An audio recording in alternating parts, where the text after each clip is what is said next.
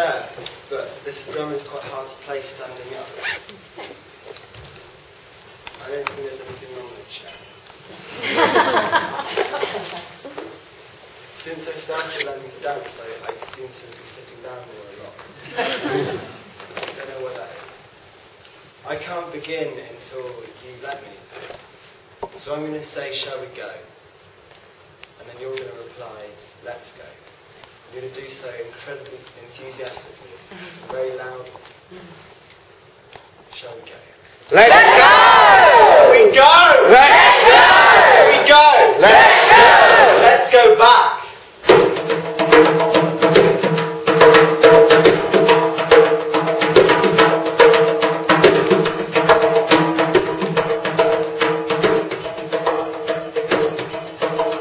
Do you remember when you were cold? Do you remember when you were so cold that your breath would freeze up and clatter in tiny ice droplets on the ground in front of you? Do you remember being so cold and so dark that the sun would disappear completely for at least a month? Do you remember the reindeer? The huge, stampeding herds following by the Moscows. Well, that's where we'll begin the story. The Sami, the reindeer herds of Scandinavia.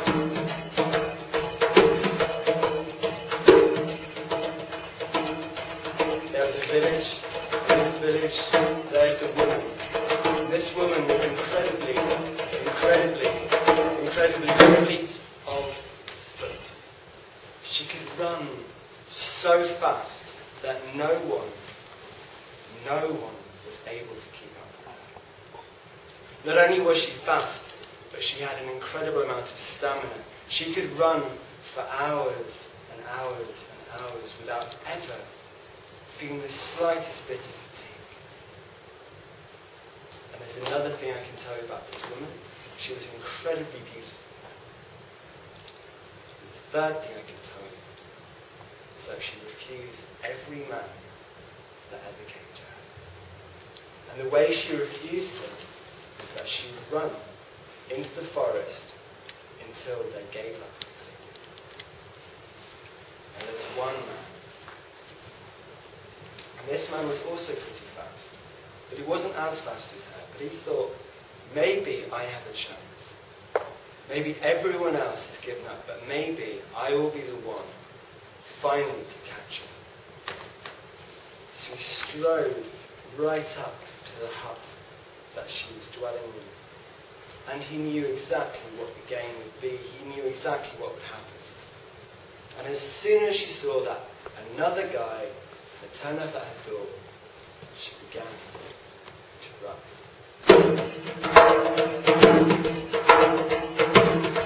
And so she ran. She ran and she kept on running and he followed her. She ran in the forest. Amongst the trees, the huge pine conifers. She was so fast that she would climb a tree, mock at him until he caught up.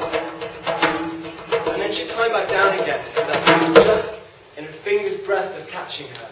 And she'd keep on running. This went on and on and on. Until they reached the edge of the forest. And then they were on the plain. And she'd sit on the top of a rock, mock him, climb back down till he was a finger's breadth from catching her. She continued. Over the plains, over the fjords and frozen rivers, until in the distance there were the mountains. The man thought, the only way I can catch her is if I exhaust her by chasing up the mountain.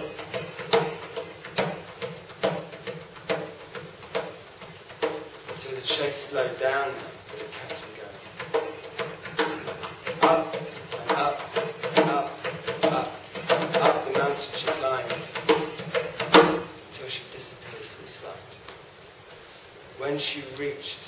cloud line. She jumped into the sky and became a cloud herself. And this man went to the point where he last saw her disappear. And he realized he was exhausted. He panted the last breaths of his lungs, and he collapsed to the ground like a stricken stag. The breath coming out of his nose, coming out of his mouth, freezing up in front of him.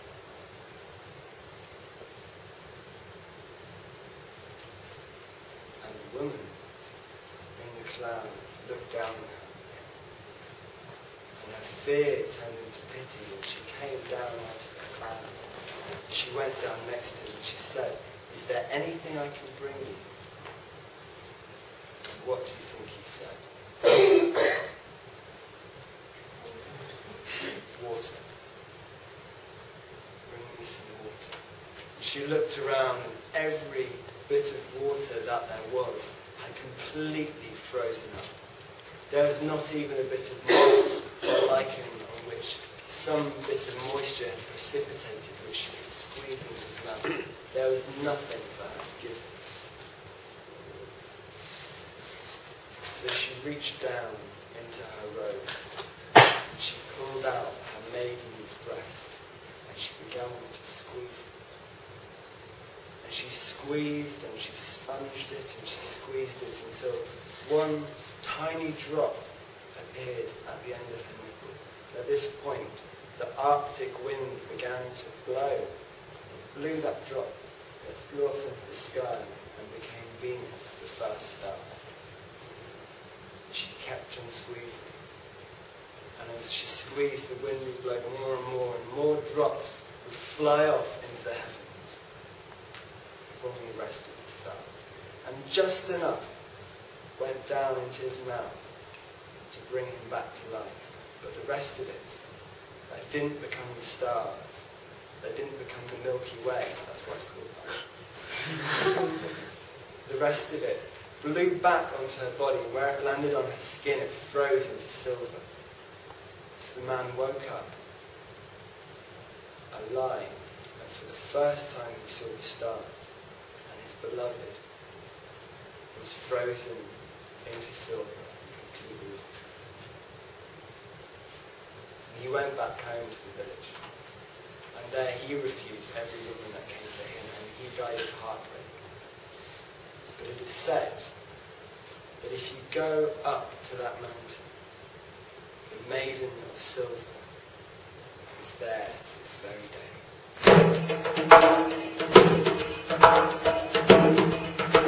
Thank you.